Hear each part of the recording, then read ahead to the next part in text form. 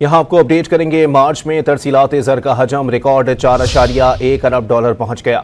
वज़ीर आज़म शहबाज शरीफ ने समंदर पार पाकिस्तानियों से इजहार तशक्कुर किया है। शहबाज शरीफ ने कहा कि गुज़िश्ता साल मार्च के मुकाबले में रवां साल मार्च में तरसीलात ज़र में 37.4% इजाफा हुआ। तरसीलात ज़र में रिकॉर्ड इजाफा ओवरसीज़ पाकिस्तानियों की लगन, जज्बे और मुल्की मईशत में एतमाद का मज़हर है। समंदर पार पाकिस्तानी मुल्क व कौम का नाम रोशन करते और तरसीलात ज़र से मुल्की मईशत को फ़ायदा पहुँचाते हैं।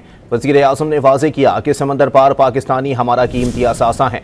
पूरी कौम को अपने मेहनत कश समंदर पार पाकिस्तानियों पर फ़ख्र है।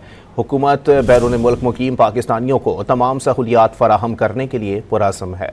तरसीलात ज़र में रिकॉर्ड इजाफा ओवरसीज़ पाकिस्तानियों की लगन, जज्बे और मुल्की मईशत में एतमाद का मज़हर है।